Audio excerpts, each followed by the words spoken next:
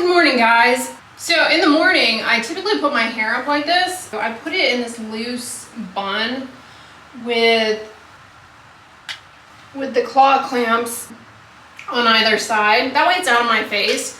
But I find that by the time I'm ready to leave, when I take my hair down, hair is a lot more manageable overall. My hair is kind of at this awkward stage right now. I sort of need a trim or something.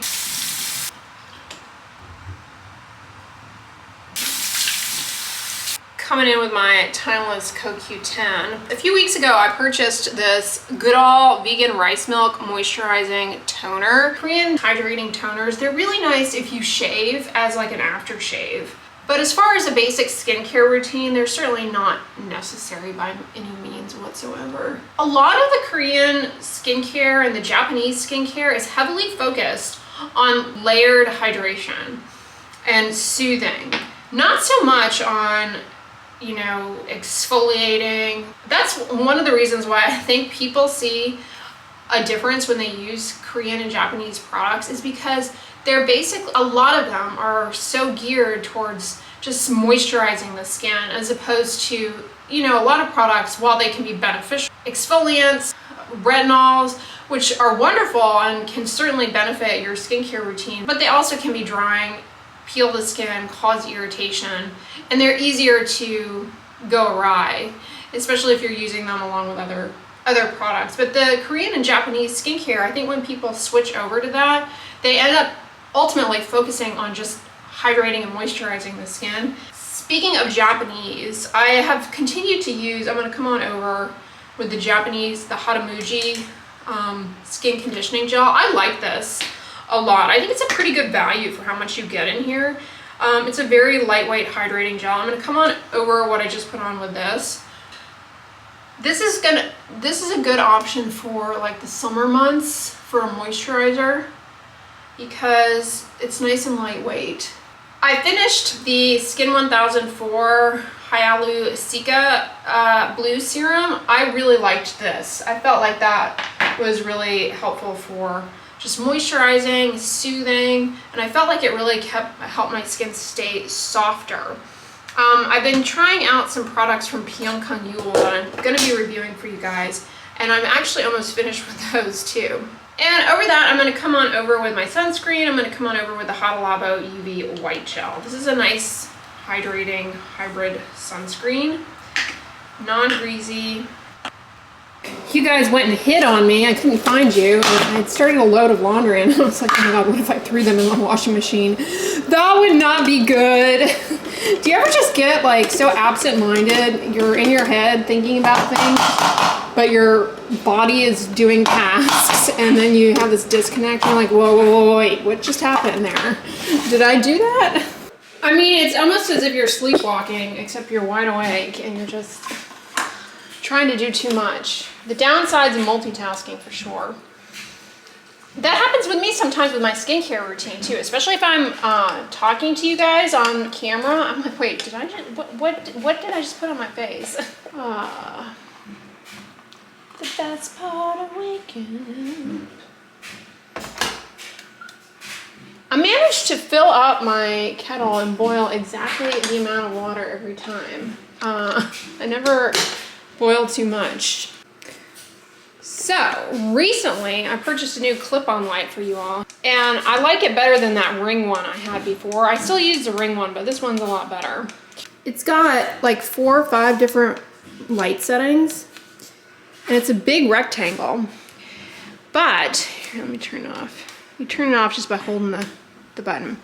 What I like about it is that it clips, when it clips on your phone, see it has this circle cut out here, so it covers the lens. It doesn't obscure the lens. That was my problem with that the clip-on ring light I had, is that it would mess up my camera lens on my phone. Yeah, see, this is the other one I have. This one works really nicely. It's like a ring light, but it kind of obscure. You have to position it really precariously if you're using it on your phone, because it covers your camera lens. Voila! All right, and speaking of forgetfulness, I forgot to run my dishwasher last night too. So my big coffee mug is not clean. I hate it when I do that. Like, I put the pod and everything in and then I just forget to like start the dishwasher. That's a sign that I have too much going on, I think. Can't remember to do simple things.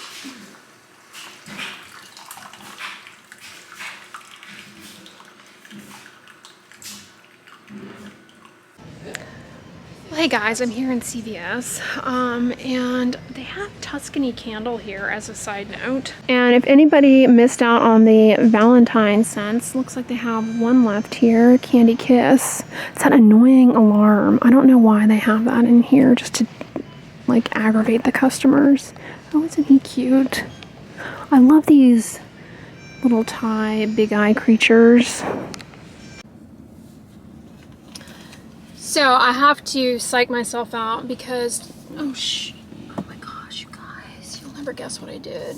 And I'm kind of, I don't know if I should, I'm wearing vegan Birkenstocks. Yes, I know what it sounds like, some Woodstock era peace, love, and happiness, but really they're just super comfortable and like my favorite shoes.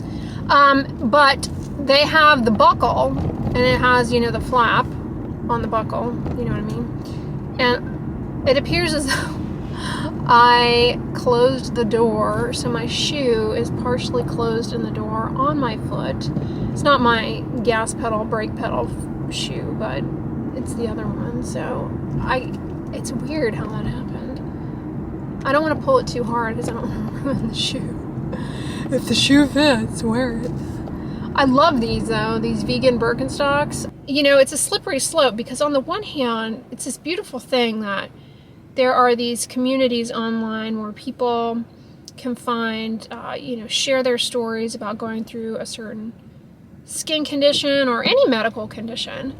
But as with everything in social media, unfortunately, it can easily turn quite, and I hate to say this because it's overused, toxic, in the sense that people get on there and you don't know who you're talking to on these things. That's something you always have to remember. You don't have a face in the majority of these cases to put with who you're talking to. You could be talking to somebody who has a company with a product that they're trying to get traction on.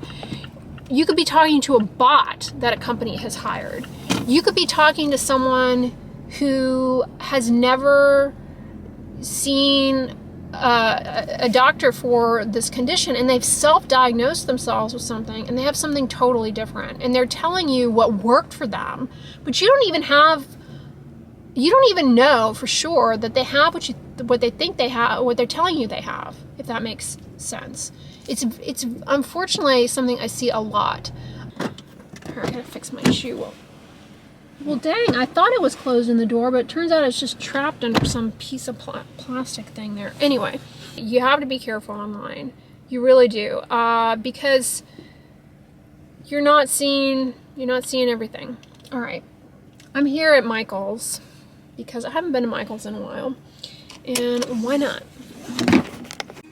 Check out these buckets that Michael's has. I have mini versions of these that I love. I got them at Walmart. But these jumbo ones, I'm thinking one of these would be good for my skincare empties, because the bin that I have, while it's great, it does get full towards the end of the season and almost overflowing. So I feel like I need a bigger one. But I don't know that this would fit in my dedicated empties space that I have in my linen closet. But these are nice. I think they're over here in like the, I don't know, what section is this? Cake decorating? Random blank stuff that you can decorate for party supplies. Seems like the kind of thing you could put drinks in. Drinks. Speaking of which, they have water bottles, which y'all know I need to rein in. Although I'm always on the look for a large mug. This is not it though. And I don't like these. The tint, the metal lining, no thank you. The thing I don't like about these too is like, there's no good way to drink hot liquids out of these kinds of things, to me. The way I need to consume the hot liquid of my coffee, it ruins the experience for me. So, there's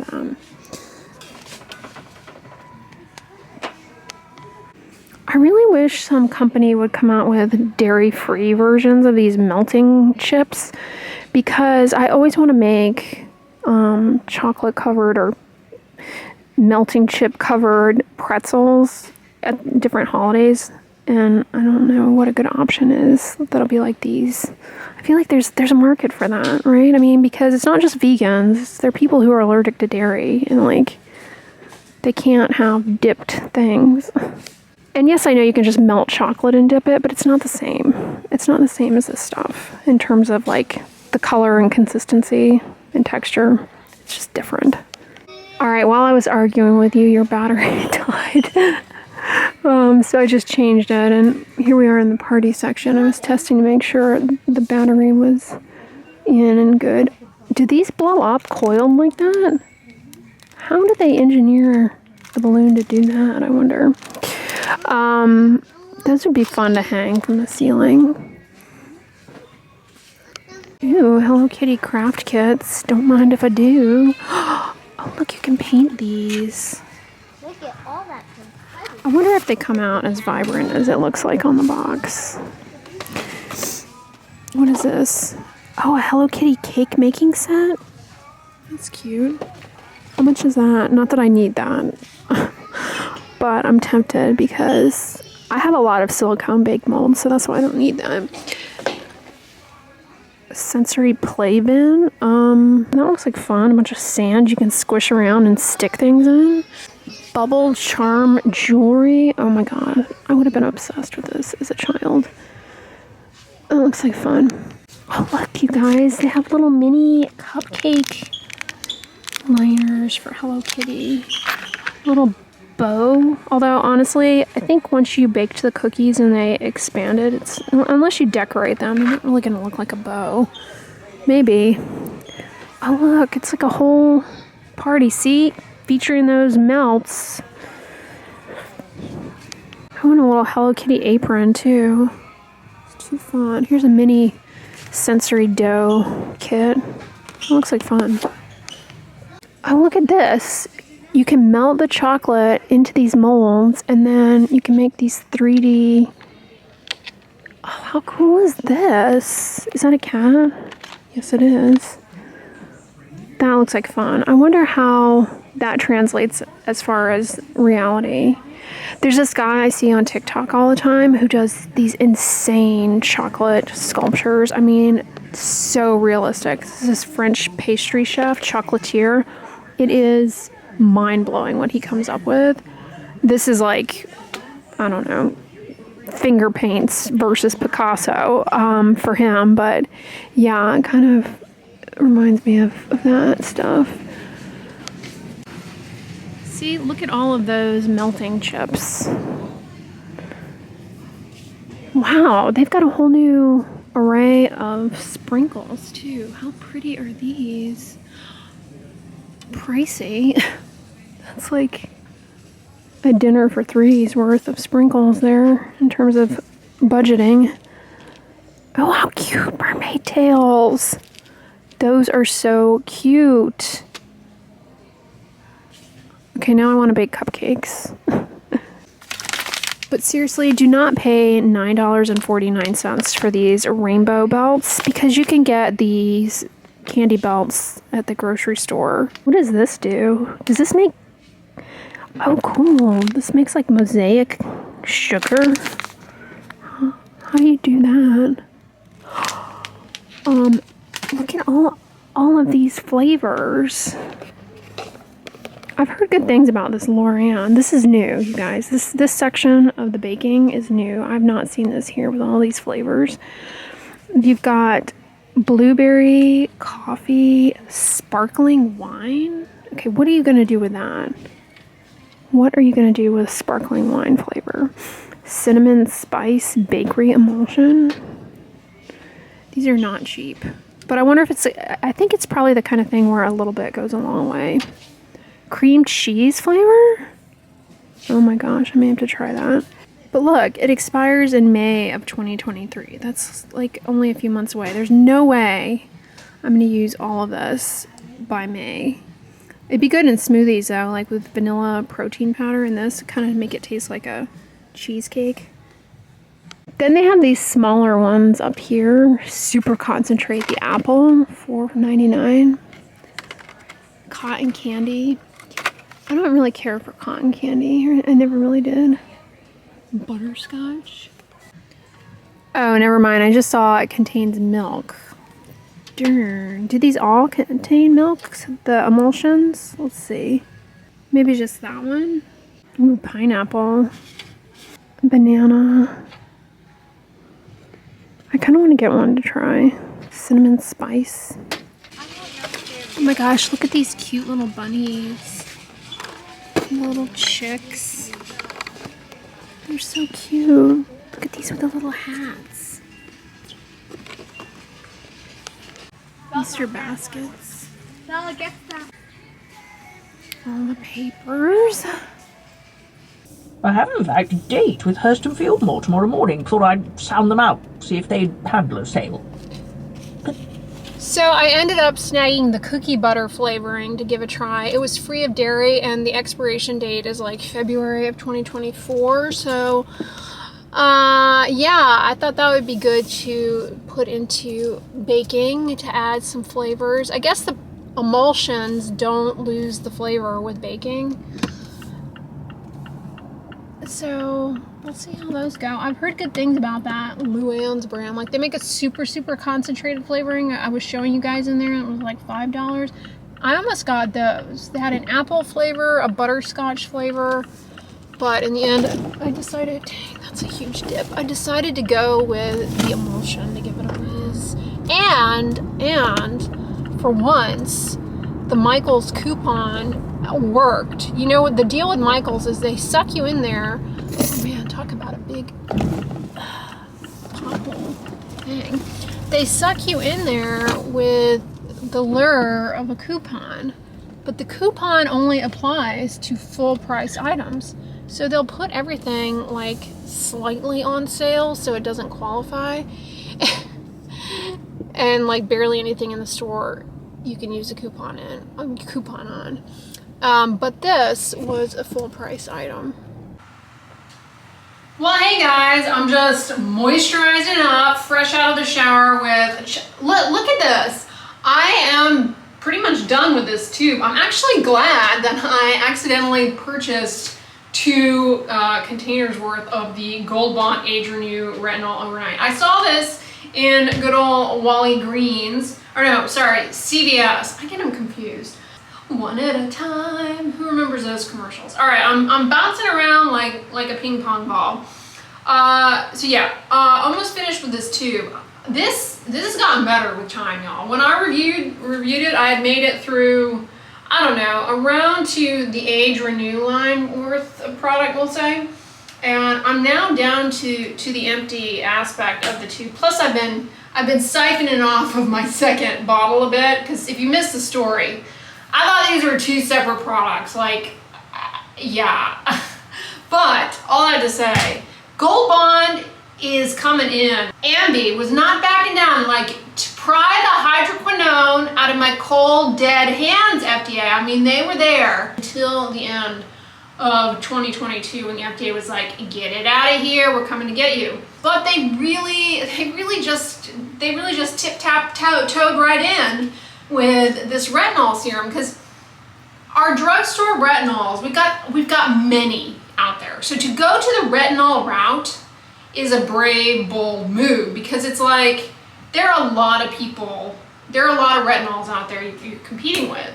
And while, like I said, I can't speak to the efficacy of this retinol versus any other brand's retinol, when you're going through the drugstore and you're looking at retinols that are available, some of them are kind of expensive, you know what I mean?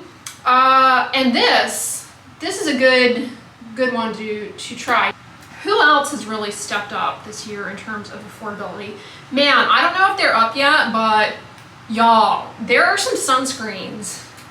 There are some sunscreens that I am so excited to share with you guys that I have discovered on my adventures in the stores that I take you all along on, but I haven't told you about these yet, that I purchased and been trying out, because spring is almost here and then it'll be summer, and we need to know for our sunny weather skincare needs.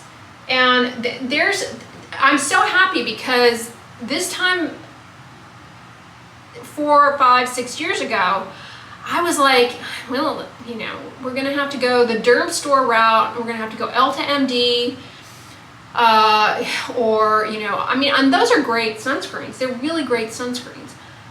They have many great ones. They have a few flops too. Or, I later discovered Exuviance. They have some amazing tinted sunscreens. That fluid one.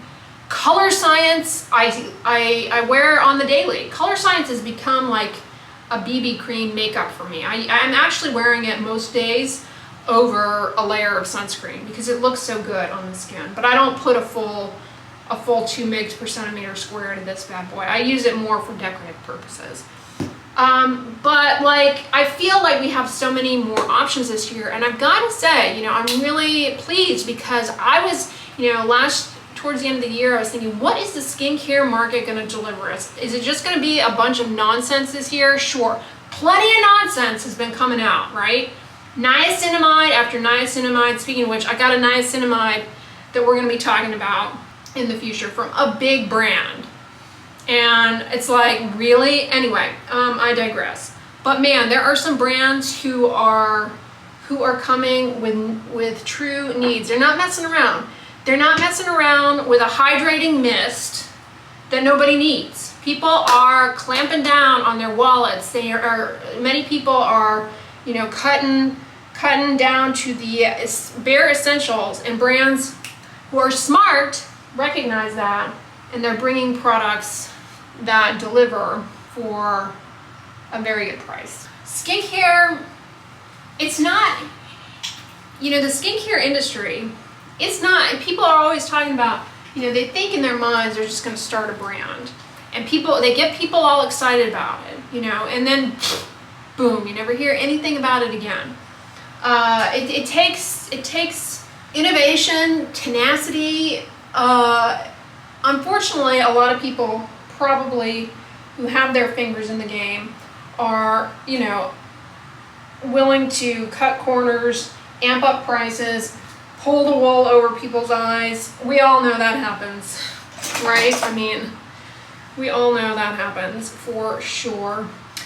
But there are some brands who are making common sense decisions, I will say, when it comes to skincare. Speaking of a budget find, y'all, I did a short, should be up at this point, I'm hoping, talking about DCS, DLC and their sulfur mask.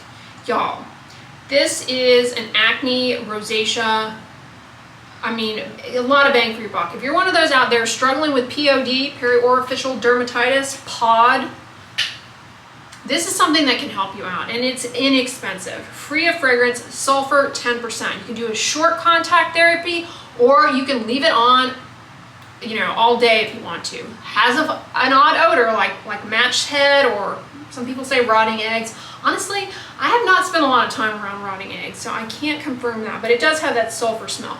The only other ingredient besides the 10% sulfur is polyethylene glycol, which can be hydrating, may make it a little on the drying side for some folks, but by and large, this is a product that I know has gotten people out of the woods. And the woods can be a dark place when it comes to breakouts, especially when you are on a tight budget. You know what I mean? You're there. And I want you to know that when that happens, where people, unfortunately, they go deeper in the woods, in the darkness, and what they end up doing, and that's not where you want to go. That's not where you want to go. People feel frustrated, alone, they don't know what's going on with their skin. There's too many products out there. Skincare, it really can only offer so much. And so when you're actively breaking out, a lot of people, they try and turn to skincare as a solution. And sometimes, honestly, you just need to ride it out and really streamline and minimize down to as simple as possible. But if you are having those breakouts, sulfur is, it's not, it's a safe thing to entertain. But what I was going to tell you guys, the short that I did, short, reel, TikTok, I don't know, it's going to go all 3 places.